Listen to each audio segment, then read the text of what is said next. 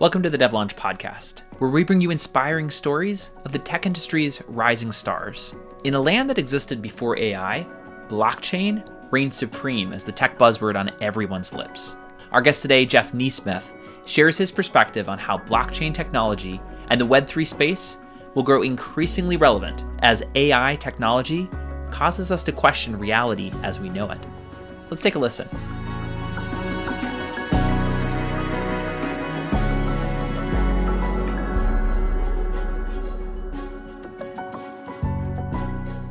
Well, Jeff, thank you again so much for being on the show. You, my friend, have a very different profile than a lot of the other dev agency owners that we've had the chance to interview on this podcast. And so a lot of times, you know, our guests, they rise up the ranks through software development in the corporate world, and then they eventually go and launch out on their own, and they do their own agency and their own startup. But you have spent a majority of your career in the sales and marketing world. So would you mind give us a little bit of a background, like walk us through what got you to the point where you are today with Troon Technologies? Sure, absolutely.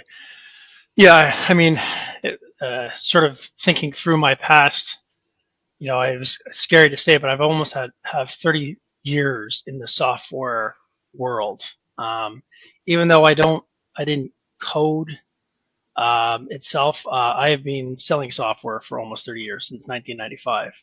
And so I do have a degree in geographical information systems.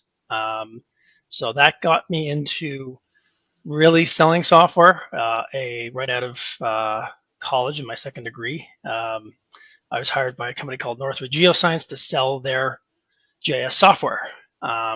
I could have gone into the coding side of things, but there's already programmers. They need people to sell, but understand the software. So that's where I sort of earned my chops in shrink wrap software, which was basically the old school of CD-ROM. You shrink wrap plastic over top of a box, and you send it out there, and you put the CD-ROM in your computer, and you download it to your computer. And that's where I started my sales career in software.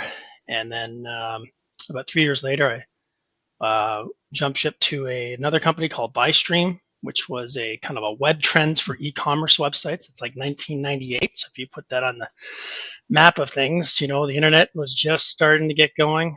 E-commerce sites was just starting. Amazon was just getting going, but 1995, 1996. And so you need to be able to track the metrics of people abandoning shop carts, and BuyStream had that. That took me down to San Francisco, where I started up the sales office down there, and I had about 10 people that were out there selling to what we called interactive agencies, which were really marketing agencies that said they could build these e-commerce websites. And so there were companies like US Web, which was one of the top 5 .com busts of the .com.bomb world. But these were big interactive agencies that built these e-commerce websites. And so I was selling to large agencies then of the software package. And then from there, I moved on to a company called Yodely, which was a software that basically aggregated people's bank accounts into one single sign-on view. So if you can imagine that back in 2000, 2002, on average, the average American had about 7 different accounts spread out of credit cards, bank accounts, investment accounts, and consolidating that in all in one view was very hard to do. And Yodely had a bit of a corner on the market. They had 10 of the 15 top banks in the world that were using this. So I got to see up front and sell to US Bank and Bank of America back in the day, which was nice to do, and selling software in there. And then from there, I moved up to Vancouver and worked for an enterprise resource planning program called Kayenta. We sold against companies like PeopleSoft. So I saw the big, large software implementations, what it took. You know, a single sale was about $2 million. So that was pretty interesting to watch. And then from there, I moved on to a company called VivoNet.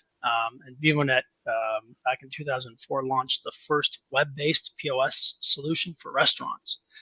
And I was the first salesperson for VivoNet, and that was kind of interesting to see. Back then, there was no such thing as like a Square type of solution where you could run all of your stores and from a back end. It was all client side. So when you went to a restaurant, the point of sale stayed there. All the information went to the back office. The way that VivoNet, the Halo system, that was the point of sale system, worked was that it would all consolidate up in the cloud. That was revolutionary back then, 2004. And I was with Halo and VivoNet for about 8 years. And then I moved on to a content marketing company, which was basically messaging for thought leaders out there. That was back in 2012. Short little stint there, and then basically Troon came a knocking. I knew David Mancuso and Paul Dubé from a previous venture that we went into, and they had started Troon Technologies, and they asked me to come on board as a partner. So they needed to rev up the sales, marketing, and operations, and basically that was 2014 when I started. I had my 10-year anniversary about 3 weeks ago. And congratulations. So I guess I'd say from my background, through selling software, you need to know a little bit how it's built. So I know enough to be dangerous. I don't write code itself, but I understand enough how products are deployed, software products are deployed. What are some of the gremlins in there, the skeletons, how coding works, microservices versus monolith type of, you understand where that goes and how that is applied into the product roadmap. Those are all things that help. So when people come to Troon, I can qualify, what kind of app they want to build, because the custom development means custom. Everything's a snowflake. Right. So you have to kind of know, you start with the person's background. What are they looking to try and achieve? Is it a mobile app? Is it a web app? Both? Is it a Web3 app? What's your background? I usually go with the background to start with. Have they built an app before? They haven't. Different track questions. Versus someone that's built one. They have likely gone through the pains, because software is not easy. It is not. There's no such thing as an easy, simple deployment. So Troon, had me come on board as a partner, and then from there it's been successful. I'm sure we'll talk about Troon over the next little while, but that was my background. Yeah, that's super interesting. So, I mean, correct me if I'm wrong, but it almost seems like that's like part of the qualification process for you, is to determine whether or not they have experience in building a technology. Can you, I mean, this is totally off script, but would you mind sharing with our audience kind of like the why behind a qualification question? Like, why is that a good qualification question for something like custom software? One simple answer to that is success or basically failure in the project. If someone doesn't know what they don't know, not even 9 times out of 10, almost 10 out of 10, if they've never built software before, if they've never been a part of a project, they will make assumptions and simplify things and say, oh, it's really simple. This is I hear this every day, twice a day, 3 times a day with prospects that want to build something. Oh, it's really simple. It's very easy. I go, okay, well, tell me what's easy about it. And they tell me what it is. A couple other things. Oh, have you done research on it? Is there anybody else doing something similar to this? Oh, no, it's unique. As soon as I hear that, red flag. So you qualify this out, because again, at the end of the day, you want to work with successful organizations or successful ideas. And it really comes down to the person behind it who's calling you up and we're talking about their idea, what they want to customize, whether it be an app or a tool that they want to build onto their existing software solution stack. So identifying what's their experience is really, really important. But do that in a nice way. Say, hey, have you ever built software before? Have you been a part of a project? And they either say yes or no. A lot of different questions from that. If they have, they go, oh, what have you built before? So, oh, I was a part of this app. And saying, how many different versions did you have? Was it agile? Like, I'd ask certain questions that they would understand a little bit more about that process. And, to people that have done it before, they go, oh, yeah, this is imperfect. It's an imperfect science to deploy software. There's no such thing as a perfect deployment out there. And so you can usually go down that track. And that's the beginnings of building rapport. the whole Mm-hmm. time when we're talking and I'm talking to someone that is interested in our services, is we basically I just take them down a garden path of like, oh yeah, we've done similar projects like that. Is it similar to this? And I start building the app as they're talking, and I start figuring out where the timelines are. So I have enough understanding of where how fast something can be built or whatnot. But there are usually a few red flags along the way when you qualify people in or out. Um, Mm-hmm. and then you go to the ultimate question, which is, okay, have you figured out your budget for this process? And if Yeah. they don't have a Hmm. budget, then that's usually a part you go, I can help you, about this. I can give you a ballpark. And everyone goes, how much does it cost? Like, they spend 2 minutes Yeah. explaining their app, let's say a mobile app. And they go, how much Mm-hmm. is it going to be? I go, I use the house analogy, which is that you've just basically described a mansion. And how much does a mansion usually cost? Maybe a couple $1 million.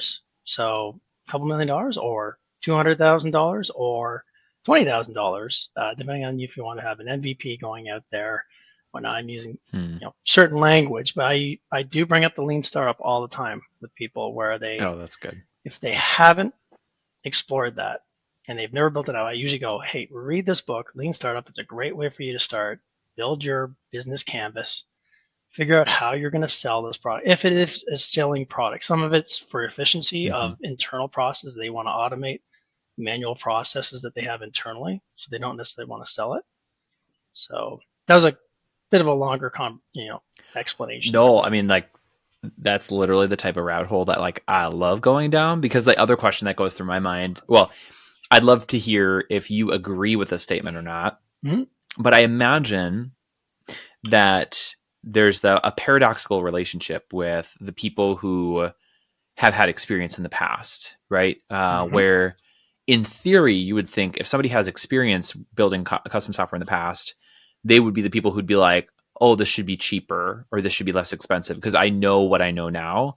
But I imagine from your experience, the people who probably pay the right rate are the people who have had the experience and they realize just how like poorly it was managed before, and they're really looking for a very specific type of partner. Like, has that been your experience with Troon? Yes, definitely. I use an analogy, and I might be also dating myself. There's a great scene in um, Days of Thunder. It's a Tom Cruise movie. I don't know if you've ever seen it. And there's William I haven't, but I'm, Dafoe. I'm familiar with it. Yeah, the analogy is that in this case, Tom Cruise is the maverick in this, and he's this wild stock car racer, and William Dafoe is his kind of coach, his mechanic, and he goes, okay, you run 200 miles your way, and then you do 200 miles my way, and we'll see how your tires work out, because tires is a big thing. And what the analogy that I use about this is that you can do it, the way that's rambunctious. You're all over the place, so you could actually get it, one developer, and so they can develop everything. And it's going to take you much longer. Whether if you do this the right way, with the right team, with the right individuals, you can get more efficient costs in place, and then secondly, you can do this on budget, on time. Rather, when you have someone that is all over the place, which a lot of people do, they say, hey, I can get someone from Belarus or someone like that, hire an individual. They say they're a full stack developer. Never met Everybody's a full stack developer. Never met a full I, stack well, I was developer gonna, ever. I was gonna say like, what they mean is I code in JavaScript, and I can do back end and front end using JavaScript. Right. But that's where people get into that. So to your question is that, yes, people ask that, people that have experience going, no, I want to hire experience. I want to hire people. You've done this before. They usually have a little bit more of a rigorous qualification process for us, because they go, hey, can I talk to some of your customers? Do you have anyone similar in our market? What are your methodologies? What's your DevOps process? And we have that in spades, and we document all that information as well. Because going cheap with a development shop that says they're really cheap, and it usually means you're going to get cheap work. It just really is a correlation. Every once in a while, you might, hit home that there's a upcoming company that's out there, but a lot of times it's because they're using cheap labor. The other thing is understanding the business behind it. Like, what are they trying to achieve as a Yeah. business? Mm-hmm. And that's one of the things that we try to aspire at Troon, is like to really understand the business reason why they're doing it, and provide, being a trusted advisor about how the customer is building their app, and saying, hey, you might want to think about it a different way. Or there's a better way of doing this, and this is why. Hmm. Rather than just being order takers and just saying, we're just going to be there to code here, and we'll just take the orders from you. Because sometimes entrepreneurs, especially we deal with, they need some guidance. Yeah. So I want to tap in on something that kind of clicked in my mind as you were sharing your experience working through your corporate world. So there was a time before SaaS, just prepackaged software, right? Like that was predominantly, what software was. So you've had experience now in the prepackaged software world. You also had a little bit of experience in the SaaS space as well, right? Before you came to Troon, you did a little bit in SaaS sales as well. Yep. Oh yeah. And then Troon comes along, and you're doing custom software. So you've got the gamut. You've got experience working in each of these different, in a sense, kind of different industries. Would you mind sharing with us about like what are the differences in the sales and maybe in the marketing processes, and how are they different when you're talking about prepackaged software, SaaS, and now custom software? Yeah, I'll start with like the prepackaged software, and then the SaaS side of things, because again, pulling on real experience there, I saw the actual transition. I'll mention the enterprise resource planning company I worked for, Cayenta, in 2003. They were going through the transition of the Unix to the cloud, and they had a Unix emulator solution, and it was packaged software, so to speak, that was client side, that was operating. If you can imagine, this enterprise resource planning program was sold to cities, like the city of San Jose in California was one of our customers, and they had hundreds of users. Depreciation of assets like trucks and all that kind of stuff. It's all went into this ERP solution. But the way that people connected with it were through dumb terminals, Unix terminals, and they were trying to have them all talk to one another, and it was just like a mess. That was a transition there to the cloud, which wasn't called the cloud, by the way. That's I think it's, the Microsoft CEO, Ballmer. He termed it the cloud. It used to be application service provider, which was an awful name. And then I think he went up on stage and said, hey, we're going to get everything to the cloud. And that was actually, I think, in 2004, 2005 that he came out with it. But people were putting things into the cloud back then. But shrink wrap, or client-side software, was very well known out there. I mean, Salesforce.com is the ultimate story of this, is that, I don't know if you know the story behind that, but, Larry Ellison gave Mark Benioff his first seed funding. And Oracle had the number one sales CRM software in the world called Siebel Sales. And it was a client-side software, which I used as a salesperson back in the 90s. You install it on your client computer, but only I could talk to it. My manager couldn't come in and see what I was doing. I could print off a report. Now you could get this system which would plug in and I forget the term of it, plug in and pull the information up to one central repository, but it was painful. And Salesforce.com completely changed that with the going to the cloud completely. I actually had the opportunity when I was in San Francisco in 1999 to go into their headquarters at 1 Spear Street. There's only 100 people working there because we were looking to deploy a software for Buystream, the company I was working for, and they said, "Hey, check out these." The CEO at the time back in Ottawa told me, "Hey, check out the Salesforce.com and see if they're actually a real company." And went in there, they're a real company, but who knew? I didn't know that they were going to do what they were going to do. But selling, that was what the beginning of SaaS really back then was. Salesforce.com coming out with that model. But before that, it was like selling a license.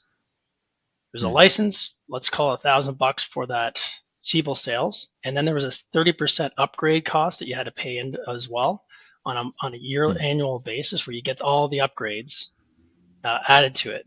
And you could forego the upgrades, but then your systems didn't talk to one another, and ultimately they get you.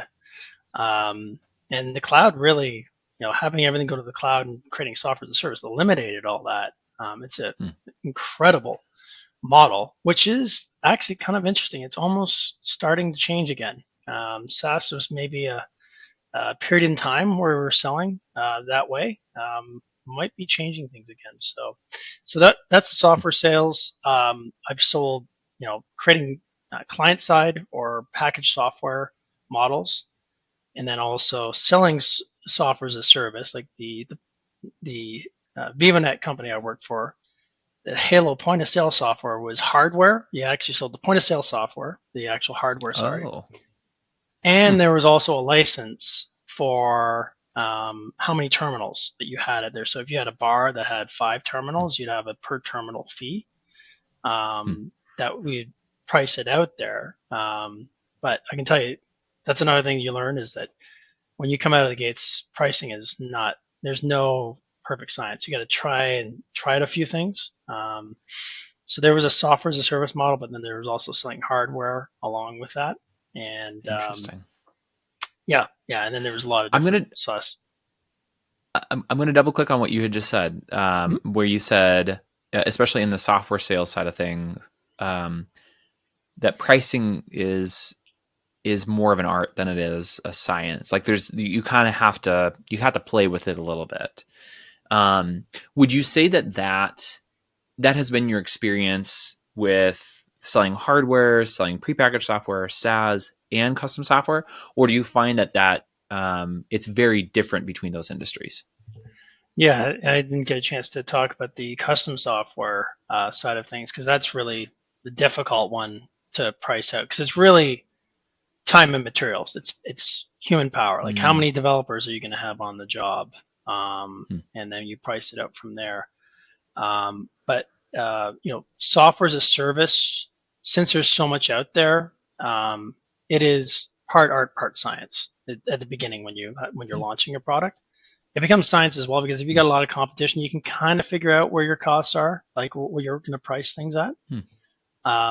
When it comes to software development, custom software development, let's say we have a mobile app.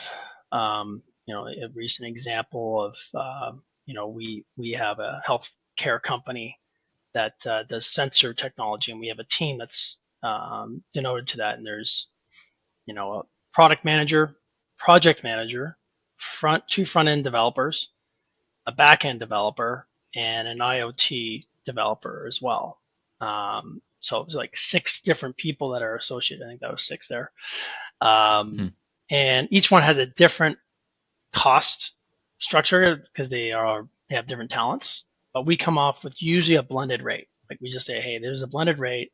It's X amount of dollars per month for all the people on an hourly rate. And then it could be time and materials, which is basically, hey, this is what our monthly cost is, and we can just keep building into your application. Or we can give you a project-based cost, which is, hey, it's going to take us 6 months to do this. And we have a very detailed, what we call a project charter, where we actually map out every single hour that's associated to each person, and how long it's going to take to do the backend admin portal and then we have the UI UX. Sorry, there's a designer involved in there too. And so we take people through that project charter and say, hey, it's going to cost $200,000, $300,000, $50,000, whatever it is, the project. And then we usually, then there's the payment terms, which is always very interesting, because it's usually a negotiation. We want to work with people's budgets, and we want to be flexible, but at the same time, we need to receive, the accounts receivables coming in, the invoices. And so that is, so there's no perfect way of doing custom software development, because it is custom. And so you have to, using again the house analogy, which is how many rooms do you want? Okay, you want 10-room house?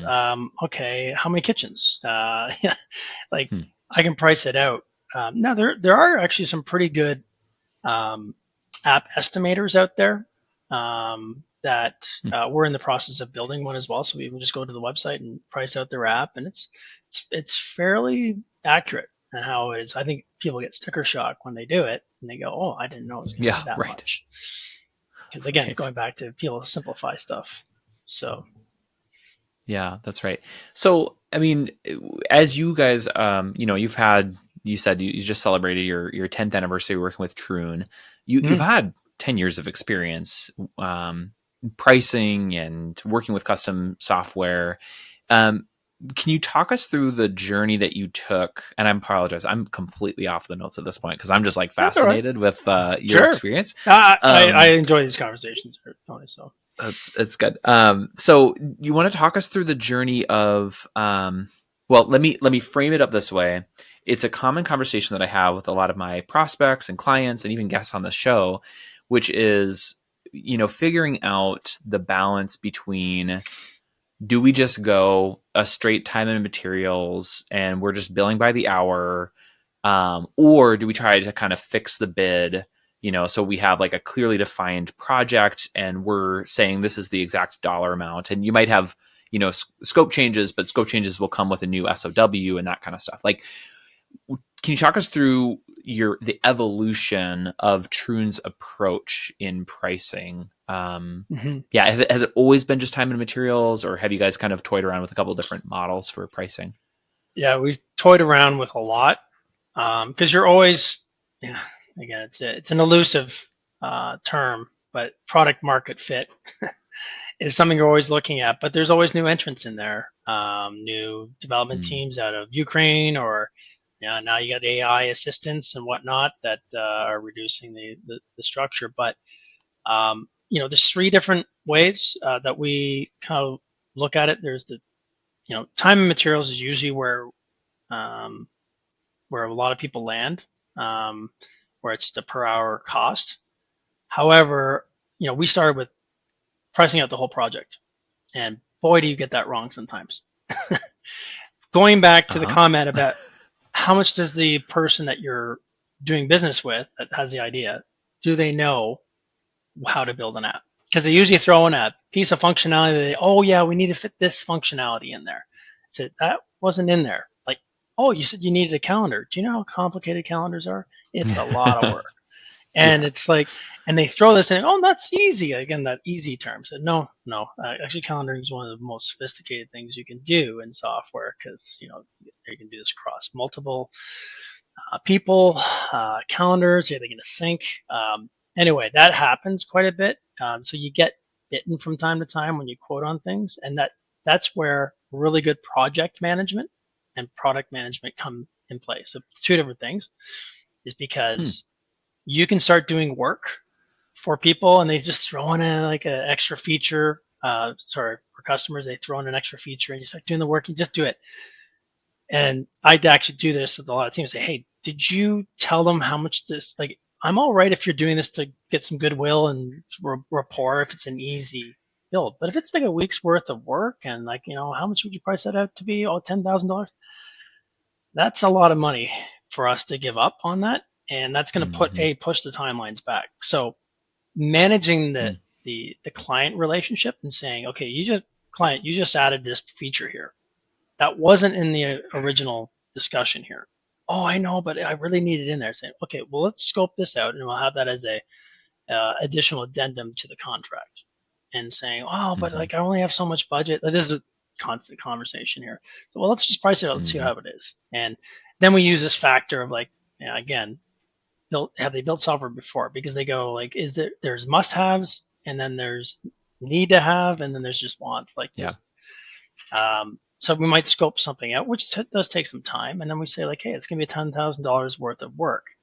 We as partners at Troon may make a strategic decision, say, you know what, let's do this for them. This is where we've learned over time. But maybe we'll take it. You're going to be launching. We like your app a lot. Maybe we'll take some of that $10,000 worth and maybe take some equity in your company. So that's the evolution of our company that we've actually, when we think the project has a lot of merit, we actually, let's take a position, because a lot of times companies try to bring you down on price. And usually where we say, hey, we can always say, hey, we can't take it on. This is our price for a project. But sometimes for certain projects that have a lot of runway and we feel like we're basically banking on the entrepreneur, the person behind it. Yeah, hey, are you going to deploy this? There's a Yep. whole other track for that we can talk about. But basically, we can sometimes, every once in a while, um, take some equity in a company, but that's only every once in a while. So we reduce the cost, whatever the delta is. Like if we're pricing a project at $100 per hour, we might bring it down to $75 an hour, as in the delta of $25 per hour times how many hours or months that's going to be. We take that in equity. That's an interesting way to work with entrepreneurs and organizations. So you actually end up having a portfolio of companies to help them out, and you stay on consistently with the development team. So I kind of went around your question there. Project-based costing is where we started, but it's hard to estimate those things, and we definitely had our lunch eaten from time to time there. Oh, yeah. Time and materials, Well, people just say, I was just going to say time and materials is the other way. And then there's team augmentation. I just need 2 teammates to be added to my existing development team. And that's been actually a really good business model for us, where we train up the software engineers. They get plugged into an existing software company. We handle all the healthcare benefits, all that kind of stuff. So they're really like a full-time employee, but we take care of all the headaches from the side of employee standpoint. So they just have them plugged in. They have a buy rate for those people, and they can eventually buy out the contract of that developer. And that's happened several times. So that's another way to price it out there. That's really helpful. And I've seen that model play out too in some other clients, and specifically when they tend to work with more enterprise level companies, where it's like they already have an existing dev team, and really what they're looking for is just a little bit of maybe a unique skill set, or maybe they're just down a developer or a designer and they just need a little extra boost. And so maybe this question gets at this, which is, as you look at your kind of mix of clientele, are you primarily working with more enterprise clients, or you kind of work the full gamut all the way from startup to, S&P 500 type of businesses? Yeah, I mean, it's been an evolution over time, starting with a lot of startups because that's where you kind of cut your teeth. And then, evolving into small to medium-sized businesses, and then trying to get into particular verticals where we can go deep into. So health tech being one of those ones. So we started down that path in 2014, where we started getting some penetration into the pharmaceutical companies, just building portals for AstraZeneca as being one of the brands that we built. Now we did that through a broker, let's call it.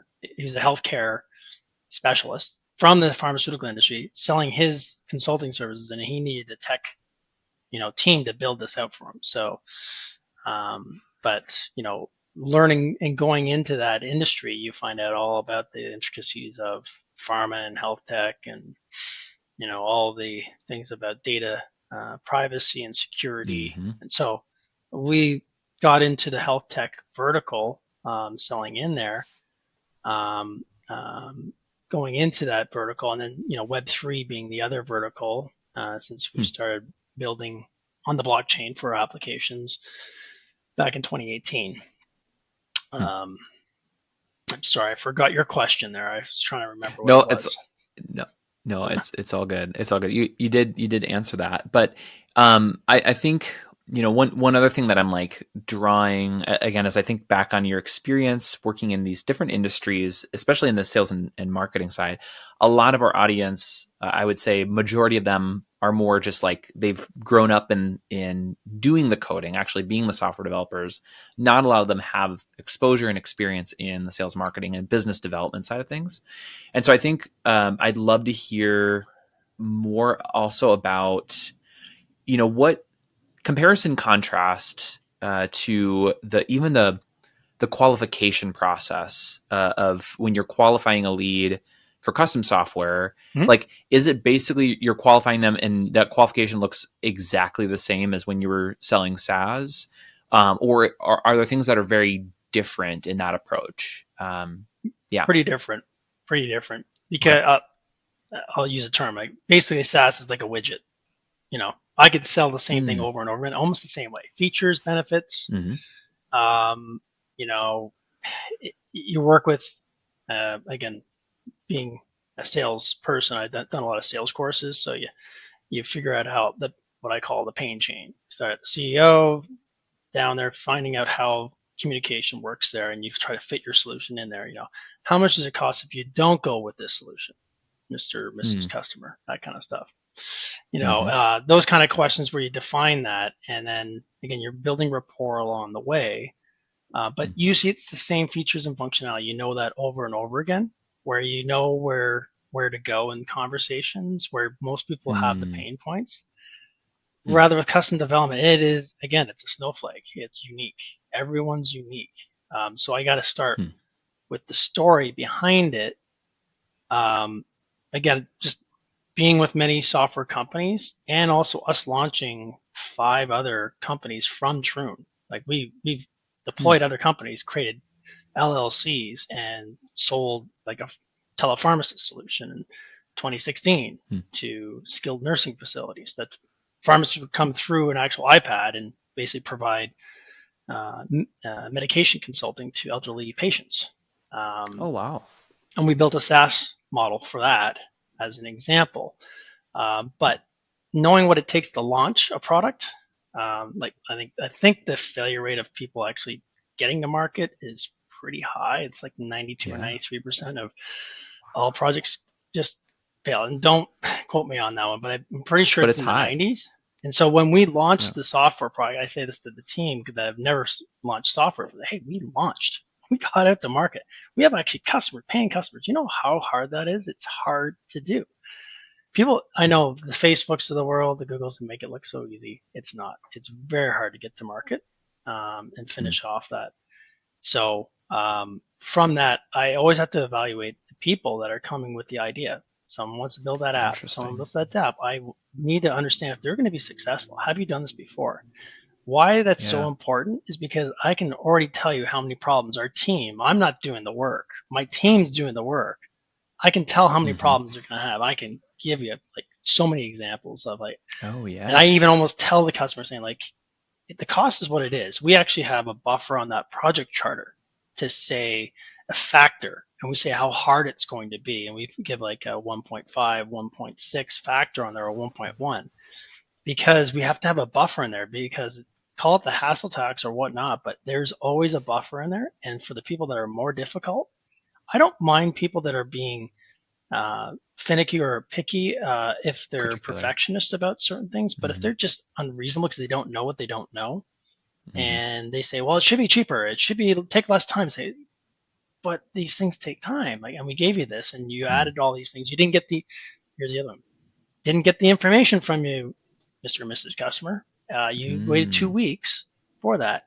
Good project Hmm. managers showing, hey, we're delaying the project now 2 weeks because you didn't get that information too. It's a hard pill to Hmm. swallow, but you have to keep Yep. the client accountable. So you have to evaluate the person that you're going to do business with because it is a relationship. So you're figuring out Mm. what their background is. Have you done it before? No? Well, okay. I wouldn't say a red flag, but I'm just saying, okay, let's dig deeper. The other one, Hmm. are you from that industry of the app that you're building? If you've never come from that Ooh, that's industry, a I good go, one. you're gonna have a tough time. I can tell you how many Yeah. times when I've talked to people, when I ask that question, hey, have you done this are you from the industry? Have you done this for? Oh no, but I think this is a really good idea. I said, what tells you that's a good idea? And again, I go through the 5 whys. Why? Why is this a good idea? Well, it's a good idea because of this, and saying, so why do you think Mm. it'll, work? And usually I can find out through that. Now, once I've Mm. gone through those questions and they're rock solid, so I've done my research, I know what the competition is doing, here's where the market is, and I'm a go-getter that I've done this before in other companies where I've actually built apps where from scratch. That I call is a bit of um, a mythical creature. You don't see that very often. Yeah. Yeah. Most You people know should that come what from the I'm industry to solve that problem. Yeah. What I'm taking away, Jeff, from what you're saying is, when it comes to qualification in custom software, like you said, SaaS, you're selling a widget. So the features, the benefits, it's pretty well defined. You've got a lot of use cases in the past, and so you know how to navigate. But what I'm hearing you say is for custom software, it is very much you're vetting the individual. You're vetting the person on the other end because, like you said, it's a very much a relationship business. And I've talked about this probably in not the same words, but I've talked about this as I've posted on LinkedIn too. Is like, you actually want to be vetting people out, right? You don't want to say you don't want every single prospect in your pipeline to say yes, because either that means you're pricing too low, or it means you're going to have a nightmare on your hands when you actually go to execute on some of these projects. And so I think it's actually really helpful to hear you say that when you think about I'll the give you the a good types of analogy people to you want to that. work with. Yeah. There's a sales saying for that. I'm trying to get to know fast. Not the yes, Mm. but the no. I mean, I'm qualifying out Hmm. because, again, sales is very much a numbers game. So if you got a lot of leads coming in, you Hmm. need to qualify them because you can get stuck on someone. So I'm just saying to know. And sometimes when you get to know, it's remarkable what happens when you say, I don't know if we're a right fit for you, the person. And they go, whoa, wait, well, I really want you guys. And saying, well, I don't know, because you just said this, this, and this, and your budget was this. And, hey, we're like this. And it's funny how people will fight for that. But I still may say, like, I don't think we're a fit for you because, you need to build out your lean startup canvas, like, because you haven't done that. You haven't thought about that. Um, Hmm. that's the balance in any custom software development company listening to this or whatever. I've been in that battle. So, we're going to take them on. Well, we don't think they're going to be successful, but we're going to take them on. We'll take their money. And a lot of times you're not doing them favors. You're not. No. And you're just creating Yeah, problems for your company. So you got to that's right. really, really evaluate that process. Sorry, I interrupted Yes. there, but I just did. No, you're Um, spot on. You took the words out of my mouth. I'm glad you mentioned that, and I love hearing those example or like that example because I think you're exactly right. Like if we're taking on everybody because we feel stressed because we don't have enough revenue, yeah, we're just going to gum up the works. I talk about like the best way to improve your profitability is to really focus in on your gross margins. Well, your gross margins are always going to be garbage if you have garbage projects coming in. And like you're talking about, a big indicator on whether or not a project's going to be successful is like, who are the people you are going to be working with in this relationship business. So, Jeff, I want to talk about Troon's experience and expertise in the Web3 space. I think sure. you had said back in, was it 2018, you guys did your very first Web3 Yeah. application? So, Yeah. I mean, Yeah. you've had some time, you've had quite a Mm-hmm. few years, and you've built some pretty incredible solutions. Would you mind telling us a little bit more about uh, specifically the fact that SBC has recently invested in you? I know that was really, really big news. So, you want to Mm-hmm. tell us a little bit about like why do they partner with you? What's that all about? Sure. Sure. I mean, I could start with just, us getting into the Web3 market to begin with, just because we were doing quite well in the health tech marketplace, and we had a lot of good clients that were in the small to medium-sized business side of things. I will definitely attribute the, direction to Web3 to Paul Dubé, because, at the time in 2018, if you recall, Bitcoin was starting to go up, and ICOs, um, uh, initial coin offerings were a big thing, and people were really raising capital out of the thin air. It was a interesting time. There was also a lot of scammers out there too, unfortunately. That's the evolution of early stage technology. There's usually always scammers out there. But that got us into this world of finding out, like, okay, what is going on in the blockchain world? Ethereum was only, I think, 2 years old at that time. They launched it at the beginning of 2016. So, building the world's computer, building software on top of a decentralized protocol was, absolutely revolutionary, game changer, and how they were doing it. But then there was this whole new world. So we started exploring into this and knowing that blockchain could be applied to a lot of things, in particular, um, you know, cutting out the middleman or cutting out manual processes that really are just quite big headaches. And so we created a company called Liquidus, and our jurisdiction, we were down in Bahamas, so we had a headquarters down there because there was banks. We had a connection into a lot of the banks down there, and they had a manual process to onboard their customers. You actually had to go into the banks, fill out all these documents, put your signature down, and we were automating that process to put that in, not only in the cloud but also on a digital ledger. So therefore, someone would have to identify themselves first of all with a digital identity. We created a pseudo-anonymous digital identity solution that connected to the bank's interface there, and then you could sign the documents virtually. So you could be anywhere in the world and sign up for a bank account through that. So we built that digital onboarding solution, as well as there was a compliance component to it. So there was a compliance officer that would come in and be able to verify everything. I only go through that is because there was a very complex solution. We built on a couple of different blockchains for that, and that was our first, foray into the blockchain Web3 side of things. And unfortunately, COVID-19 happened. Funding dried up. We were 3 months away from launching at one of the bigger banks, Royal Fidelity, down in Bahamas, and it was unfortunate, but learned a lot from that. From there, we were also at Troon just selling our Web3 development services, and at that time, a lot of people were coming to us and saying, "Hey, I need a 2021."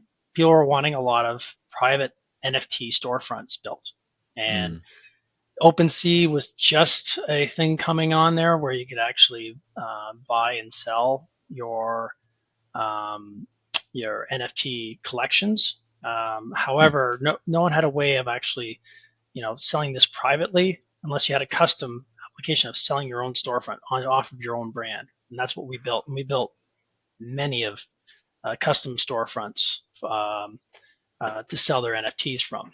And so we had a regular sales channel going through that. The Web3 world is very communal, so a lot of people find out about you, and so they say, "Hey, you should talk to Troon." There weren't a lot of Web3 development firms out there, and it's complex. There's so many different protocols that you could build upon. Ethereum was just one. We started off with Hybrid Ledger. I won't go into all the different ones out there. So with that experience, and then we built a lot of bridges for companies as well. So bridges between one protocol and another. That's also where a lot of hacking happens, is at the bridge side of things. One of our clients is CryptoSlam. Now, CryptoSlam, Randy Wasinger, who's a great mathematician, great visionary, he does basically the coin market cap or the aggregator of all NFT sales out there. So you can go up to cryptoslam.com and get the latest sales on every single NFT. We're now up to 22 blockchains that he's pulling information from. Why I mention that is that we have 2 individuals that are working there from Troon that are just working as team augmentation for him. That are just building these bridges out there. So that's just probably 10% of all the Web3 projects there. But fast forward to 8 months ago, Louis Bateman from Spirit Blockchain Capital met Paul Dubé at Consensus down in Austin, and they started chatting, and Louis Bateman was looking for a Web3 development company. So Spirit Blockchain Capital is a public company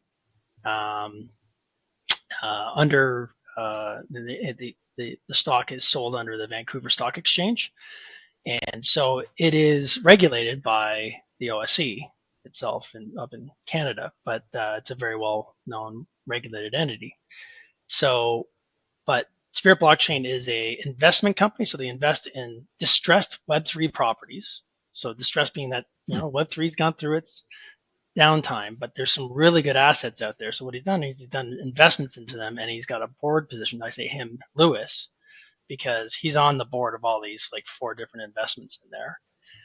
Hmm. The other side of the business, it's an asset management company where they have licenses to be able to create actual assets. So like ETFs, big thing about Bitcoin ETFs, but market money funds is one of the first things that's going to be created by SBC, and it's an asset management company out of Switzerland. So part of the public company they have is the private company, Spirit Blockchain Capital AG in Switzerland, and then there's a Dubai entity as well where there's licenses there. So the idea is that basically Spirit Blockchain Capital will have all these assets and be able to trade their assets on 3 different markets across all these different time zones.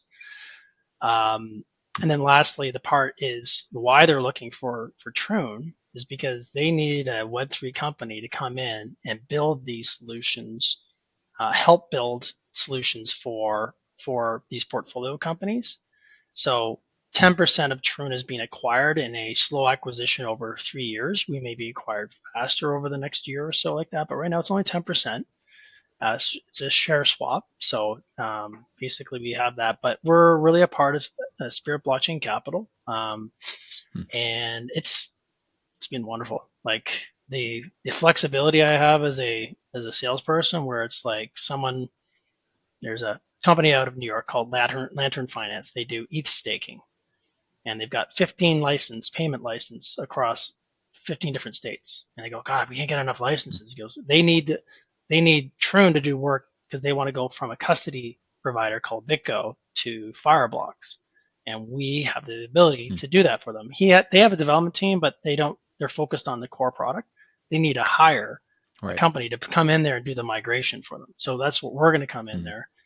But then I flip over to, oh, you need licenses. Oh, really? Well, Spirit Blockchain Capital might be able to help you with that. And so I'm going to get these people on the phone with that. So we can sell more services and help out Spirit Blockchain Capital. Maybe they could utilize these payment licenses as a secondary option for them, so they could leverage these licenses. So there's a lot that you can unpack there. Lastly, I'll mention there they wanted to acquire Troon is because they want to create a venture studio. Spirit Blockchain Capital, a venture studio to create their own products. Troon's already got some of those products that we have on the bench that we're trying to get out to market. Now we can maybe put them into the venture studio there, and they need a development company to deploy these new products out there. On it. Yeah, that's super cool. I know on that last point, I know it's actually something that I'm seeing. I don't know that it's increasingly so, but I've come across a number more of them. But the venture studio concept, I think this is one of the unspoken strengths of the software development agency model, which is that you have, in a lot of ways, you're kind of the horsepower behind, the startup world. And one guy actually, the guest just prior to this episode's going to be airing, the one that we record and then released just prior to this. His dev agency started also in kind of a venture studio ecosystem, and it's fun to hear that. It's fun to hear that there are strategic reasons not only to start a software development agency, but also to invest in them. And like you gave with Spirit Blockchain Capital is like, you're already having conversations. It's a very like complementary service offering that you're providing and what Spirit Blockchain Capital has to offer. So lots of, as we would call, synergy there in that relationship.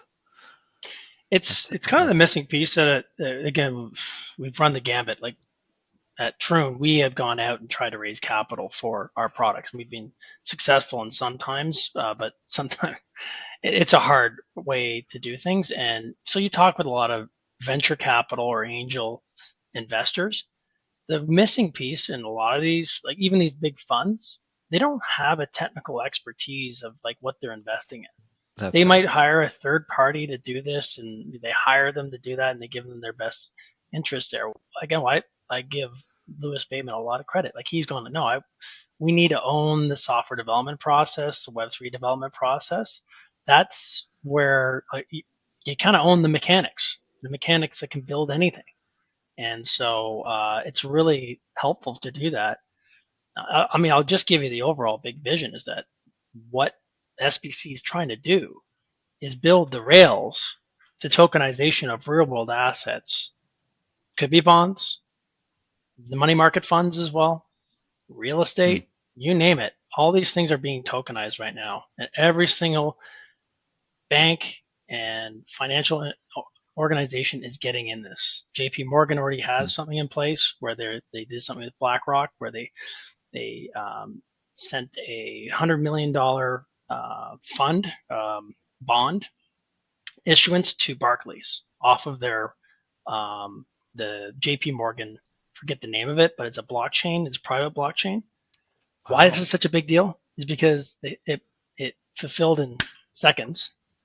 You usually take about 2 days to do that, to actually fulfill on any of these orders. And so, that's the whole idea of the efficiency. It's taking out all these middle processes, human processes, and they're doing this. And every bank is in the game. They're all doing something behind the scenes, but they're like tankers. They're like tankers in the sea. They will move like this slowly.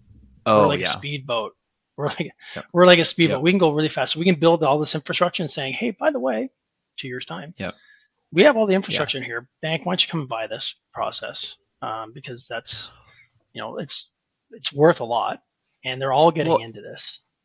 And it's the reason why I'm like, and I've said it before and I'll say it again, is like, I really think the software development agencies are the unsung heroes of the tech industry, because you've got circumstances like this where it's like, a new technology, blockchain, or newer technology like blockchain, and banks are just going to take so long to finally adopt that new technology. But who are going to be the catalysts that are going to ultimately bring about that transformation? It's not going to be the massive organizations.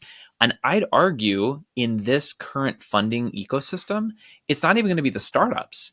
It's going to be like you said, the mechanics, the engineers, the people who are actually learning this new, whether it's the I'm blanking on the name, the protocols that you're talking about. But who are actually developing and who have the expertise in the Web3 space or with AI, which we're going to talk about in a second. That's why I'm just such a big fan of the software development agency world. Well, I know we're coming up on time here, but I want to get in one last can of worms, if we can open one of those up for a minute. So for a brief stint, I remember back before AI was a big thing, everybody was talking about blockchain. It was the fancy buzzword on everybody's mind. But now it's AI. Like, everybody's talking about AI. So can you talk to us a little bit about how you see AI and blockchain interplaying? And then also, like, have you had a chance to work with any interesting things where you're leveraging both Web3 frameworks and AI to deliver solutions for your clients? Yeah, no, absolutely. Yes, we have done many projects with using machine learning and also AI in the past.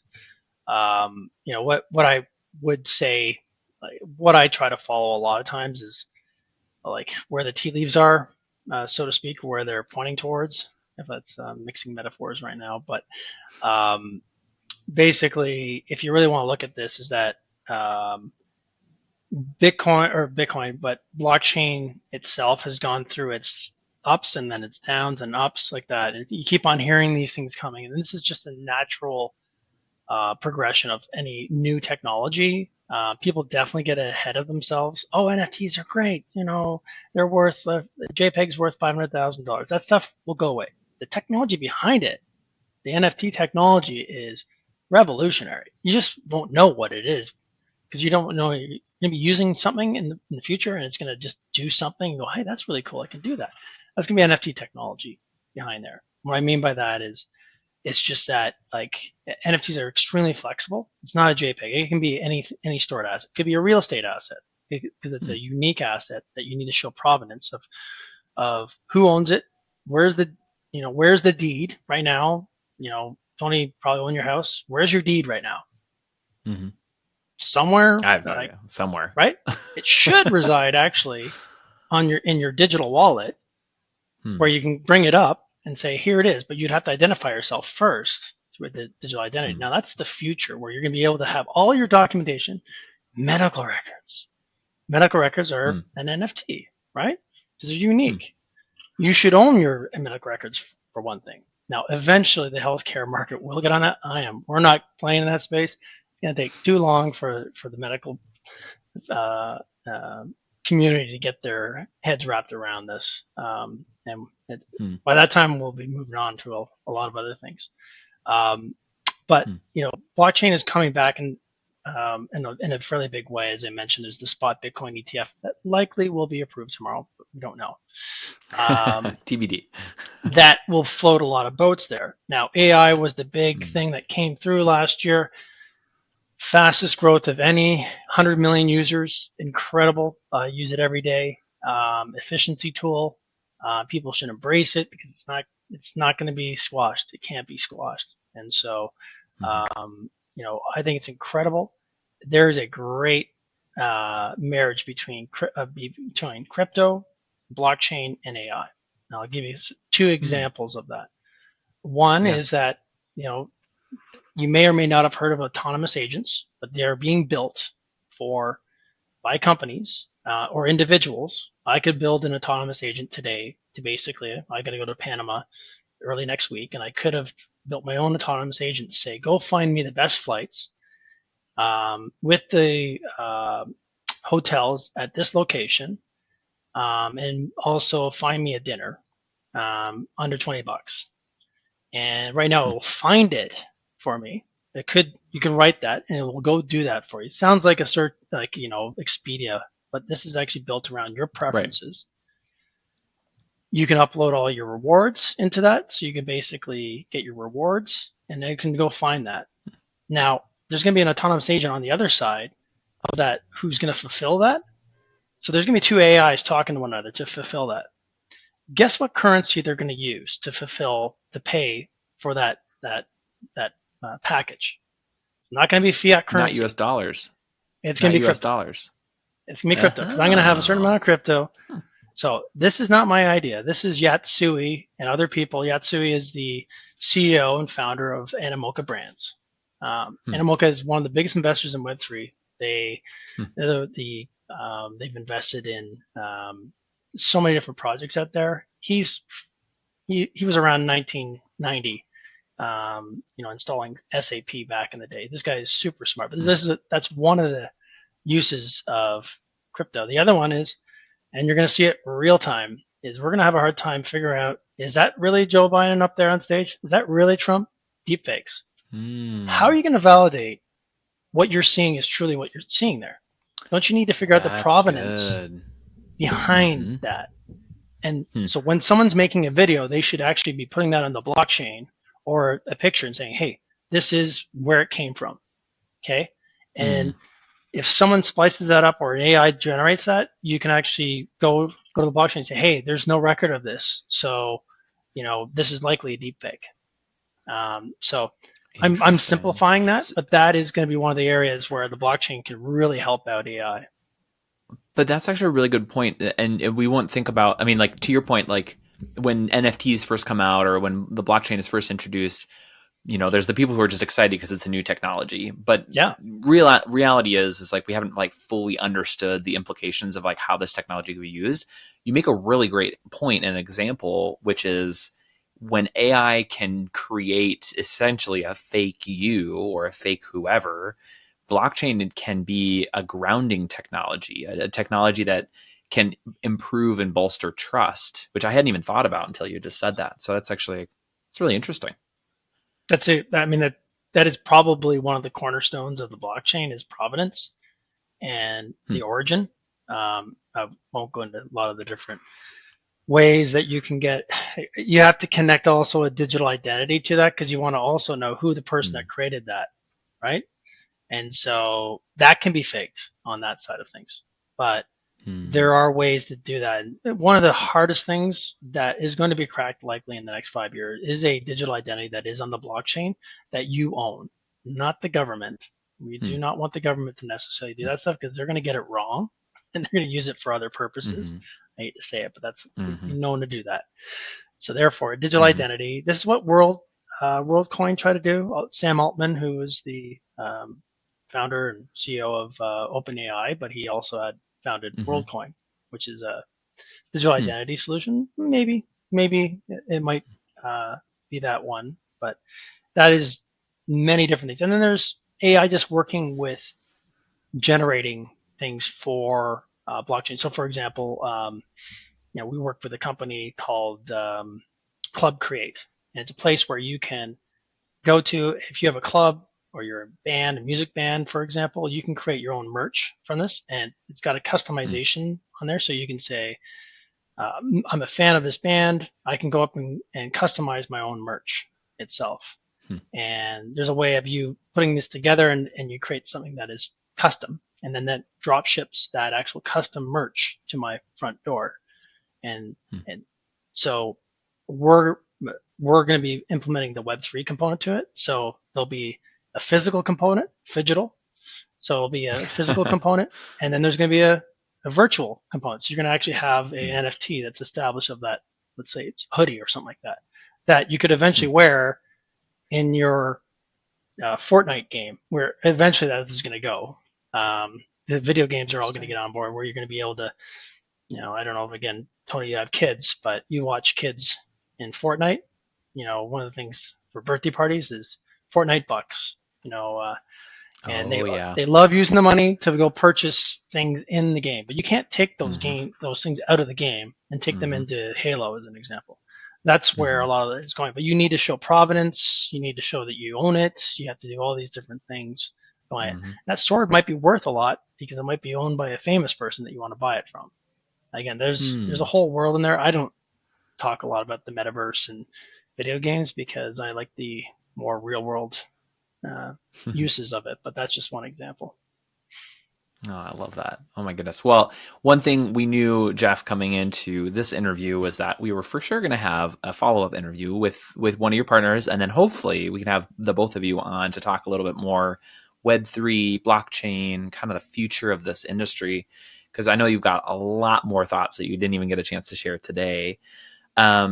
But before we wrap up, I want to give you an opportunity to share with our listeners some words of wisdom, right? So specifically what I want you to do is I want you to imagine that software developer who's in corporate America, or maybe corporate Canada, or maybe they are themselves a newer software dev agency. Maybe within the last year, they've launched their software dev agency. What would be some words of wisdom that you would want to convey to either of those or both of those audiences? Yeah, I would say a couple things. One thing, just again, gray-haired experience. Diversify your customers. Try not to have just two customers. Try to have several customers. You spread it out because you never know when that big client might walk out the door or they might run out of money. Definitely. Words of wisdom. When you have that client, don't stop prospecting for other clients. That's another thing that a lot of agencies forget. It's like, oh, I got money coming in, then all of a sudden that client goes away. That's kind of simple stuff that you should do. The other thing is try to hone yourself in a particular vertical or discipline, whether it be Microsoft services, expertise and specialties. We don't have that as an example. Like we're not like a Salesforce.com or Microsoft Dynamics shop. But if you do that, you can go into those verticals and promote yourself in there as a credible solution provider for that. So that's another one. One of the other ones that's really tough to define. We struggle with this, but try to know your numbers. Really try to know your numbers. Know where your money, where your hours are being put in. Know your margins, because that will help with your pricing and give you confidence in when you are giving a quote saying, no, actually, this is the cost is what it is. Those are really simple things. It's actually quite hard to do. Getting developers to fill out a timesheet virtually is not an easy thing to do. And, and then the client tends to question that stuff sometimes. Hey, why did it take so long for that? But that's another story. Those are a few things that come to mind on that, just for success on that. And if you do want to launch your own products, definitely do your research and take the proper programs. If just because you're a software developer and agency, you may not have launched products before. That's a whole different world. There's support and all the other things that go along with it. It may seem simple on the outside, but you're really becoming a company, an entity, learn the lean startup methodologies. It really will help you avoid a lot of the pitfalls. I love it. Wow. Those you gave us what was that, 4 or 5 different words of wisdom? I guess so. Hey, that was great. That was fantastic. Thank you, Jeff. Yeah. I appreciate that. Now, gonna venture a guess. People have listened to this episode, and at least one person will think to themselves, "Man, I have more questions. I want to ask Jeff, or I want to follow along with what Jeff's got going on." Where would be some good places for people to follow you, to follow up with you? Sure. Where can people go? Sure. Two easy spots are on LinkedIn. If you can see my name there, it's Jeff, J-E-F-F, which is simple. But if you type in Neasmith, which is N as Nancy, E-A, S-M-I-T-H, I'm the only one on LinkedIn out there, so I should come up there. The other place is on Twitter or X. I'm Jeff Neasmith 2 at Jeff Neasmith 2, yeah, the number 2. So you can find me there, or at Troon. My email is jeff at troontechnologies.com. That's Troon technologies.com. Love it. Awesome. Well, Jeff, thank you so much for your words of wisdom, for your experience and sharing with our audience. And I'm super excited to see everything you guys got going on with SBC and Troon. And I have a feeling like you guys are going to be on the cutting edge of some really cool things in the Web3 space. Thanks, Tony. I really appreciate that. Appreciate the questions. It was a lot of fun. And thank you to our listeners. If you found value out of our podcast today, please share it with your friends and subscribe for future episodes. Also, don't forget to leave us a review because it helps other people find us and hear inspiring stories like the one we heard today. If you are the founder of a software development agency, or you know somebody who is, and you'd like to share something exciting that you're up to with our audience, drop me a line at tony@equip.com. That's ACCQUIP.com.